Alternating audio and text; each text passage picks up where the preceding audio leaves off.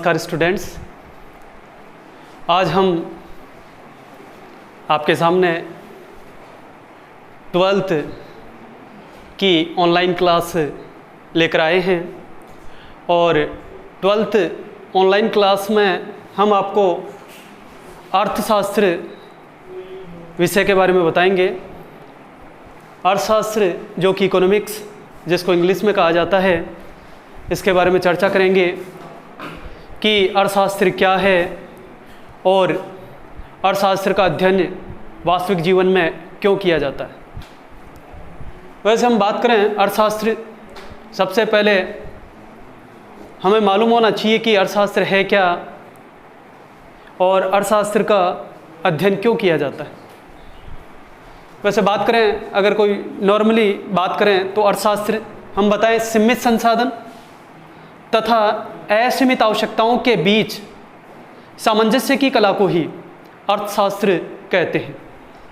Yes, दोबारा बता रहे हैं, एक बार नोटिस करना इस चीज़ को। सीमित संसाधन तथा असीमित आवश्यकताओं के बीच सामंजस्य की कला को ही अर्थशास्त्र कहते हैं। यस, इस अर्थशास्त्र को समझने के लिए, इसको विस्तार पूर्वक समझने के लिए, इसमें से इसके अर्थ में दो चीज़ें आई है और वो दो चीज़ें देखिए कौन सी है। सीमित संसाधन तथा असीमित आवश्यकताओं के बीच, सीमित संसाधन तथा असीमित आवश्यकताओं के बीच सामंजस्य की कला को ही अर्थशास्त्र कहते हैं। अब इस अर्थशास्त्र को विस्तार पूर्वक समझने के लिए हम जो इसका अर्थ था, इसके अर्थ को दो भागों में डिवाइड करते हैं ताकि हमें मालूम पड़ सके कि हम अर्थशास्त्र का अध्ययन क्यों करते हैं। पहली चीज़ अर्थशास्त्र के अर्थ में आई कि सीमित संसाधन तथा असीमित आवश्यकताएं। यस, सीमित संसाधन यानी लिमिटेशन रिसोर्स, और दूसरी चीज़ आई है इसमें असीमित आवश्यकताएं, अनलिमिटेड नीड्स के बीच सामंजस्य की कला ही अर्थशास्त्र कहलाती है। यस, अब इस अर्थशास्त्र को विस्तार पूर्वक समझने के लिए ये जो दोनों टॉपिक हैं, सीमित संसाधन और असीमित आवश्यकताएं, इसके बाद में हमें मालूम पड़ जाएगा कि हम अर्थशास्त्र का अध्ययन क्यों करते हैं। यस, सबसे पहले संसाधन, भाई संसाधन क्या होते हैं और इन संसाधनों का प्रकृति में क्या योगदान है। संसाधन वे पदार्थ होते हैं जो प्रकृति के द्वारा मनुष्य को निःशुल्क प्रदान किए जाते हैं। दोबारा बता रहे हैं, संसाधन वे पदार्थ होते हैं जो प्रकृति के द्वारा मनुष्य को निःशुल्क प्रदान किए जाते हैं। इसके बदले मनुष्य प्रकृति को कोई भुगतान नहीं देता है। इसके बदले मनुष्य प्रकृति को कोई भुगतान नहीं देता है और ये जो संसाधन है ये मनुष्य की आवश्यकताओं को प्रत्यक्ष और अप्रत्यक्ष रूप से पूरा करके उनको संतुष्टि प्रदान करते हैं। यस, संसाधन वे पदार्थ होते हैं जो प्रकृति के द्वारा मनुष्य को निःशुल्क प्रदान किए जाते हैं। इसके बदले मनुष्य प्रकृति को कोई भुगतान नहीं देता है और ये संसाधन मानवीय आवश्यकताओं को पूरा करके मनुष्य की संतुष्टि को प्रत्यक्ष और अप्रत्यक्ष रूप से पूरा करते हैं। अब बात करें, जैसे संसाधन है, संसाधनों की हम बात करें जो प्रकृति में पाए जाते हैं, जैसे कोयला है, पेट्रोल है, डीजल है, हवा है, पानी है, पहाड़ है, पर्वत है, ये सभी के सभी संसाधन पाए जाते हैं। अब अगर हम बात करें कि जो ये संसाधन है, ये संसाधन हमेशा कौन सी अवस्था में पाए जाते हैं, ये संसाधन हमेशा सीमित अवस्था में पाए जाते हैं। अब बात ये होती है कि ये जो संसाधन है वो सीमित अवस्था में क्यों पाए जाते हैं। अगर इसकी चर्चा करें कि संसाधन जैसे कोयला है, पेट्रोल है, डीजल है, आप डेली यूज़ में लेते हो, कोयला है, पेट्रोल है, डीजल, हवा, पानी, पहाड़, पर्वत, ये संसाधन, और ये सभी के सभी संसाधन हमेशा सीमित अवस्था में पाए जाते हैं। लिमिटेशन रिसोर्स, यानी इसका मतलब ये है कि ये संसाधन सीमित अवस्था में क्यों है। चर्चा ये होती है कि जो ये संसाधन है वो ये सीमित अवस्था में क्यों पाए जाते हैं, क्योंकि इन संसाधनों का एक बार उपयोग करते ही ये संसाधन पूर्णतः क्या हो जाते हैं, नष्ट हो जाते हैं। इन संसाधनों का एक बार उपयोग करते ही ये संसाधन नष्ट हो जाते हैं दोबारा इनको उत्पादन प्रक्रिया से नहीं गुजरना पड़ता है। इसलिए ये संसाधन हमेशा सीमित अवस्था में पाए जाते हैं। दोबारा बता रहे हैं कि जो संसाधन है वो सीमित अवस्था में क्यों पाए जाते हैं, क्योंकि इन संसाधनों का एक बार उपयोग करते ही ये संसाधन पूर्णतः नष्ट हो जाते हैं। जैसे मैं बात करूं, जैसे कोयला है, पेट्रोल है, इन संसाधनों का अगर आपने एक बार उपयोग किया, उपयोग लेते ये क्या हो जाते हैं, पूर्णतः नष्ट हो जाते हैं। दोबारा इनको उत्पादन प्रक्रिया से नहीं गुजरना पड़ता है। इसलिए जो संसाधन पाए जाते हैं वो हमेशा सीमित अवस्था में पाए जाते हैं। अगर हम बात करें, जैसे वैसे संसाधन दो प्रकार के होते हैं, एक होता है नवीकरणीय संसाधन और एक होता है गैर नवीकरणीय संसाधन। संसाधन दो प्रकार के, एक होता है नवीकरणीय संसाधन और दूसरा होता है गैर नवीकरणीय संसाधन। नवीकरणीय संसाधन वे संसाधन होते हैं जिनका दोबारा उत्पादन किया जा सकता है।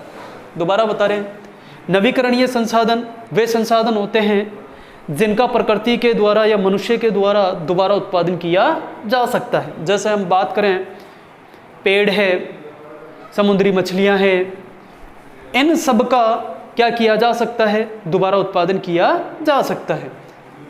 इसके अलावा दूसरा है गैर नवीकरणीय संसाधन।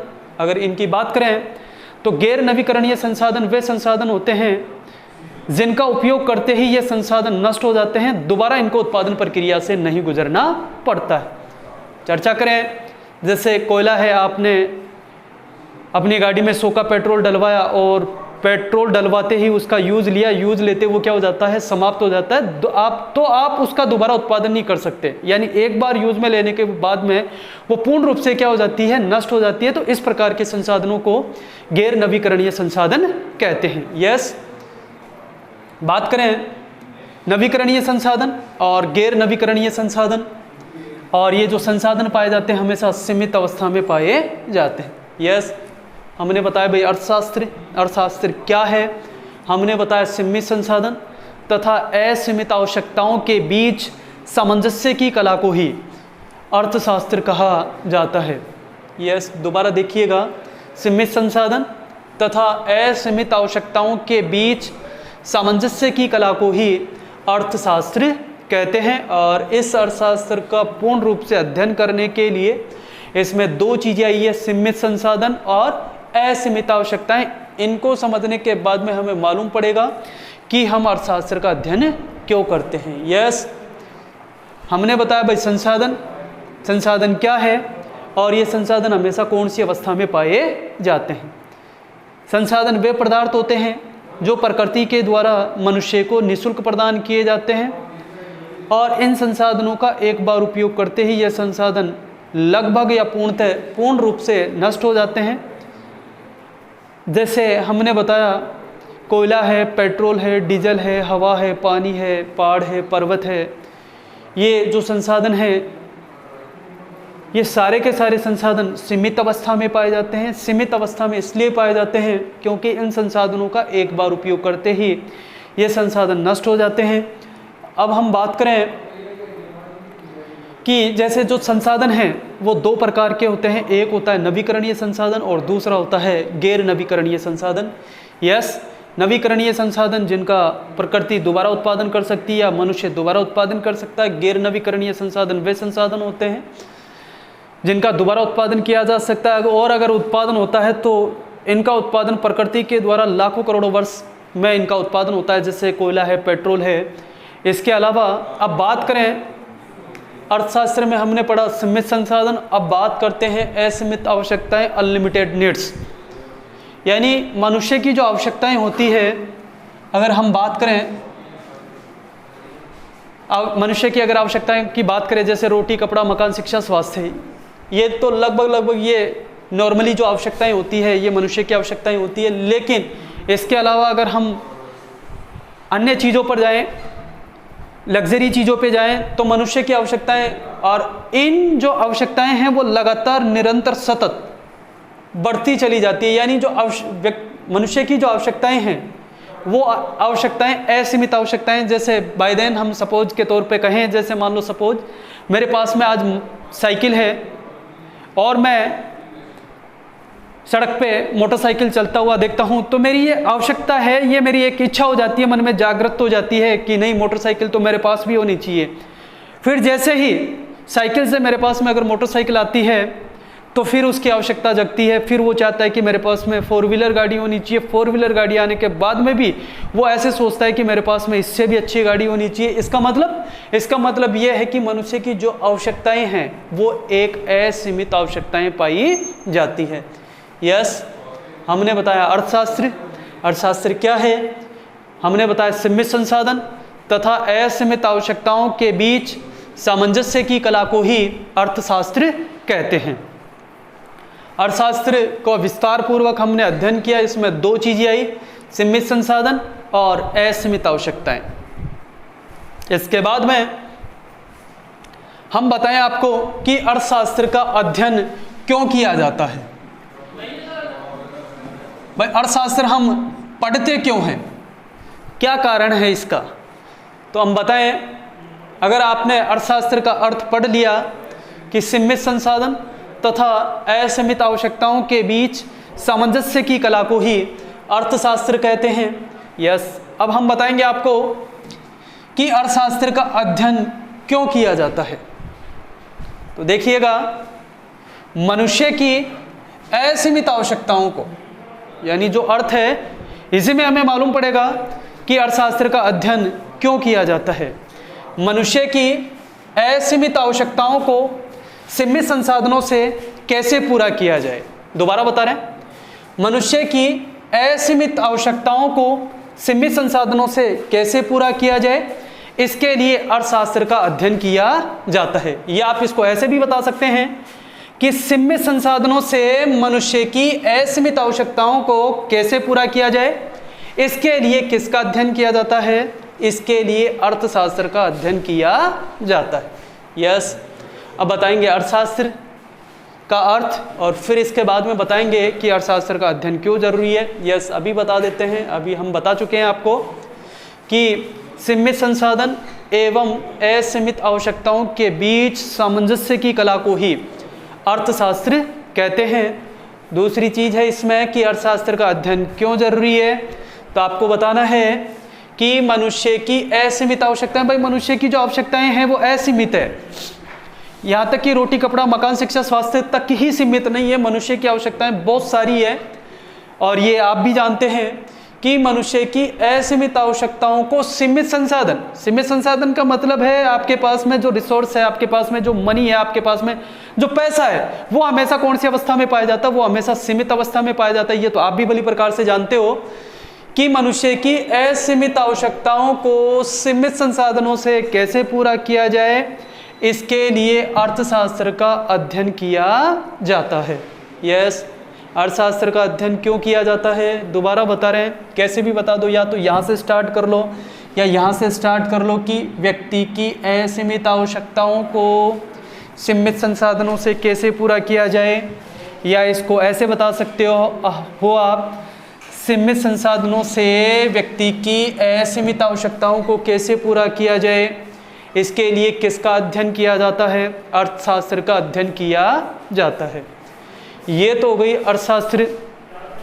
अगर हम बात करें प्राचीन काल से बात करें तो अर्थशास्त्र का अध्ययन प्राचीन काल में मनु है, शुक्र है, कौटिल्य है आदि ने अर्थशास्त्र शब्द का प्रयोग किया है। वैसे हम बात करें कृषि पालन पाल्य वाणिज्य च वार्ता, यानी प्राचीन काल की अगर बात करें हम कि अर्थशास्त्र क्या है और अर्थशास्त्र का अर्थ पहले किससे लगाया जाता था, तो हम बात करें एक शब्द था संस्कृत का कृषि पालन पाल्य वाणिज्य च वार्ता, में वार्ता शब्द का प्रयोग आर्थिक क्रिया के लिए किया गया था। यानी किसके लिए किया गया था, वार्ता का मतलब था प्राचीन काल में कि आर्थिक क्रिया, और उस आर्थिक क्रिया का रूप ही किसका था, अर्थशास्त्र का था। तो हम दोबारा बता रहे हैं, कृषि पालन पाल्य वाणिज्य च वार्ता में वार्ता शब्द का प्रयोग आर्थिक क्रियाओं के लिए किया गया था और वो आर्थिक क्रिया ही अर्थशास्त्र के अंतर्गत आती है।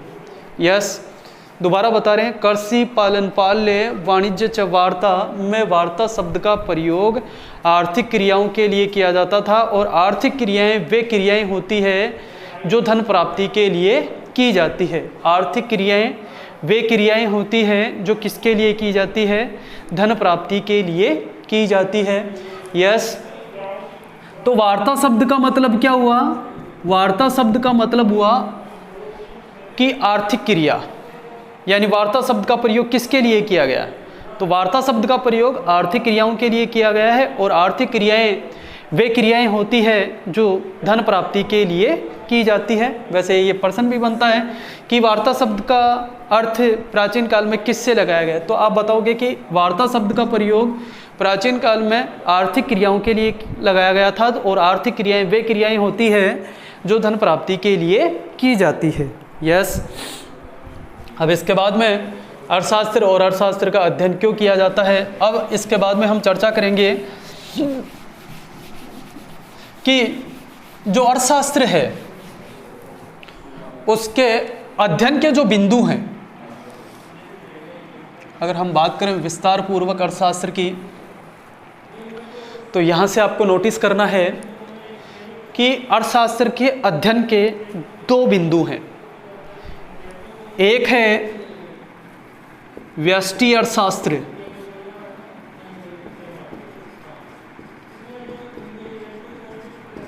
एक है व्यष्टि अर्थशास्त्र और दूसरा है समष्टि अर्थशास्त्र। नोटिस में रखना आप।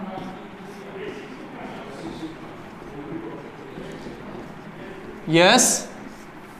अर्थशास्त्र के अध्ययन के कितने बिंदु हैं? अर्थशास्त्र के अध्ययन के दो बिंदु हैं। एक है व्यष्टि अर्थशास्त्र और दूसरा है समष्टि अर्थशास्त्र। प्रश्न ये ऐसे भी आ सकता है कि आर्थिक विश्लेषण की विधियां कितनी होती है? तो आपको बताना है आर्थिक विश्लेषण की विधियां दो होती है, एक होती है व्यष्टि अर्थशास्त्र और एक होती है समष्टि अर्थशास्त्र।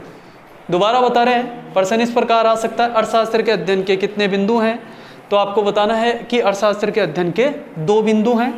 पहला है व्यष्टि अर्थशास्त्र और दूसरा है समष्टि अर्थशास्त्र। यस। इसके बाद में अर्थशास्त्र व्यष्टि अर्थशास्त्र को अंग्रेजी में माइक्रो इकोनॉमिक्स कहते हैं, MICRO, माइक्रो इकोनॉमिक्स।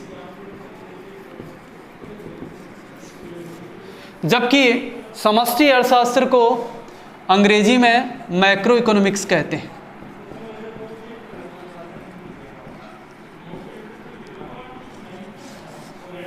दोबारा बता रहे हैं, अर्थशास्त्र के अध्ययन के दो बिंदु या आर्थिक विश्लेषण की दो शाखाएं होती है। एक होता है व्यष्टि अर्थशास्त्र और दूसरा होता है समष्टि अर्थशास्त्र। इसके बाद में व्यष्टि अर्थशास्त्र को अंग्रेजी में माइक्रो इकोनॉमिक्स कहते हैं, MICRO, जबकि समष्टि अर्थशास्त्र को अंग्रेजी में मैक्रो इकोनॉमिक्स कहते हैं, MACRO। इसके बाद में चर्चा करें, जो ये व्यष्टि अर्थशास्त्र है और ये जो समष्टि अर्थशास्त्र है, इन दोनों शब्दों का सर्वप्रथम प्रयोग रेगनर फ्रिश ने किया था। ये चीज़ आपको नोटिस करनी है कि व्यष्टि अर्थशास्त्र और समष्टि अर्थशास्त्र का सर्वप्रथम प्रयोग किसने किया? इसका सर्वप्रथम प्रयोग किया रेगनर फ्रिश। आप अपनी नोटबुक या नोट्स कॉपी में इसको उतार सकते हैं। दोबारा बता रहे हैं, व्यष्टि अर्थशास्त्र और समष्टि अर्थशास्त्र का सर्वप्रथम प्रयोग रेगनर फ्रिश ने किया था। और कब किया था? सन भी आपको याद रखनी है, 1933 में। बिल्कुल याद होने वाली चीज़ है। अर्थशास्त्र के अध्ययन को कितने भागों में बांटा गया है? अर्थशास्त्र की शाखाओं को दो भागों में बांटा गया है, व्यष्टि अर्थशास्त्र या और समष्टि अर्थशास्त्र। व्यष्टि अर्थशास्त्र को अंग्रेजी में माइक्रो इकोनॉमिक्स कहते हैं, MICRO, जबकि समष्टि अर्थशास्त्र को अंग्रेजी में मैक्रो इकोनॉमिक्स कहते हैं, MACRO। इसके बाद में चर्चा करें कि व्यष्टि अर्थशास्त्र और समष्टि अर्थशास्त्र का सर्वप्रथम प्रयोग किसने किया? आपको बताना है, रेगनर फ्रिश ने किया। और कब किया? सन 1933 में। मैं आपसे प्रश्न पूछ रहा हूं और इस प्रश्न का जवाब आप ही को देना है। व्यष्टि अर्थशास्त्र और समष्टि अर्थशास्त्र का सर्वप्रथम प्रयोग किसने किया? आपके सामने है, रेगनर फ्रिश ने किया और कब किया? सन 1933 में। इस प्रकार का प्रश्न बन सकता है कि व्यष्टि अर्थशास्त्र और समष्टि अर्थशास्त्र का सर्वप्रथम प्रयोग किसने किया? तो आपको बताना है कि व्यष्टि अर्थशास्त्र और समष्टि अर्थशास्त्र का सर्वप्रथम प्रयोग रेगनर फ्रिश ने किया था और कब किया था? सन 1933 में किया था। चर्चा हो गई व्यष्टि अर्थशास्त्र और समष्टि अर्थशास्त्र। अर्थशास्त्र की शाखाओं को दो भागों में बांटा गया, व्यष्टि और समष्टि।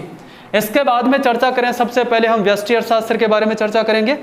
जैसे ही व्यष्टि अर्थशास्त्र अगर आपको पूरा क्लियर हो जाता है तो समष्टि अर्थशास्त्र में ज़्यादा दिक्कत नहीं होगी। यस, इसलिए सबसे पहले हम चर्चा करते हैं व्यष्टि अर्थशास्त्र के बारे में। व्यष्टि अर्थशास्त्र को अंग्रेजी में माइक्रो इकोनॉमिक्स कहते हैं। आप इसको पहले व्यष्टि अर्थशास्त्र को याद कर लीजिएगा, फिर इसके बाद में समष्टि अर्थशास्त्र आपको बखूबी याद हो जाएगा, आसानी से याद हो जाएगा, ज़्यादा आपको परेशान होने की आवश्यकता नहीं है। सबसे पहले व्यष्टि अर्थशास्त्र। व्यष्टि अर्थशास्त्र को अंग्रेजी में माइक्रो इकोनॉमिक्स कहते हैं। स्पेलिंग बता रहे हैं हम आपको, MICRO। आप हिंदी में भी लिख सकते हो और इंग्लिश में भी लिख सकते हो। व्यष्टि अर्थशास्त्र को अंग्रेजी में माइक्रो इकोनॉमिक्स कहते हैं। तो आप बताओगे। इसके बाद में आपको बताना है कि व्यष्टि अर्थशास्त्र को अंग्रेजी में माइक्रो इकोनॉमिक्स कहते हैं, MICRO। यहाँ लिखने के बाद में इसके बाद में आपको बताना है कि इस व्यष्टि शब्द की उत्पत्ति, व्यष्टि शब्द की उत्पत्ति ग्रीक भाषा के माइक्रोस शब्द से हुई है, MIKROS। हिंदी में भी लिख सकते हो और इंग्लिश में भी लिख सकते हो। यस, व्यष्टि अर्थशास्त्र को अंग्रेजी में क्या कहते हैं? व्यष्टि अर्थशास्त्र को अंग्रेजी में माइक्रो इकोनॉमिक्स कहते हैं। और इस व्यष्टि शब्द की उत्पत्ति ग्रीक भाषा के माइक्रोस शब्द से हुई है और स्पेलिंग आपको याद करनी है, MIKROS। ये माइक्रो है और ये माइक्रोस है। व्यष्टि को अंग्रेजी में माइक्रो कहते हैं, जिसकी उत्पत्ति, इस व्यष्टि शब्द की उत्पत्ति ग्रीक भाषा के माइक्रोस शब्द से हुई है, जिसका अर्थ, किसका अर्थ? माइक्रोस का अर्थ छोटा। इस व्यष्टि का जो अर्थ होता है उसका अर्थ होता है छोटा, सूक्ष्म या लघु। यस, दोबारा देख लीजिएगा। व्यष्टि अर्थशास्त्र को अंग्रेजी में माइक्रो इकोनॉमिक्स कहते हैं। इस व्यष्टि शब्द की उत्पत्ति ग्रीक भाषा के माइक्रोस शब्द से हुई है, जिसका अर्थ सूक्ष्म, छोटा या लघु होता है। यहाँ तक आपको नोट करना है।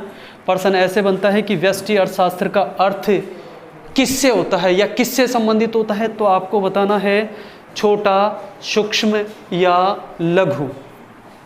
यस, इस व्यष्टि अर्थशास्त्र के अंतर्गत जो अध्ययन किया जाता है, व्यष्टि अर्थशास्त्र के अंतर्गत व्यक्तिगत इकाइयों का अध्ययन किया जाता है। प्रश्न ये भी बनता है कि व्यष्टि अर्थशास्त्र के अंतर्गत किसका अध्ययन किया जाता है, तो आपको बताना है कि व्यष्टि अर्थशास्त्र में व्यक्तिगत इकाइयों का अध्ययन किया जाता है। अब इसमें से भी प्रश्न बनता है कि किन्हीं दो व्यक्तिगत इकाइयों के नाम बताइए जिसमें व्यष्टि अर्थशास्त्र का अध्ययन किया जाता है, तो आपको बताना है फर्म है, परिवार है, ये सभी की सभी व्यक्तिगत इकाइयों में आती है। दोबारा बता रहे हैं, व्यष्टि अर्थशास्त्र को अंग्रेजी में माइक्रो इकोनॉमिक्स कहते हैं। इस व्यष्टि शब्द की उत्पत्ति ग्रीक भाषा के माइक्रोस शब्द से हुई है, जिसका अर्थ होता है सूक्ष्म, छोटा या लघु। इसी में से प्रश्न बनता है कि व्यष्टि अर्थशास्त्र के अंतर्गत कौन कौन सी इकाइयों का अध्ययन किया जाता है, तो आप बता सकते हो कि व्यष्टि अर्थशास्त्र के अंतर्गत व्यक्तिगत इकाइयों का अध्ययन किया जाता है। अब इन्हीं व्यक्तिगत इकाइयों में भी वो कोई एक या दो इकाई का नाम पूछ सकता है, तो आपको बताना है जैसे फर्म है, परिवार है, ये सभी की सभी व्यक्तिगत इकाइयों के अंतर्गत आती है। इसके बाद में हम आगे की जो चर्चा है वो अगली ऑनलाइन क्लास में करेंगे।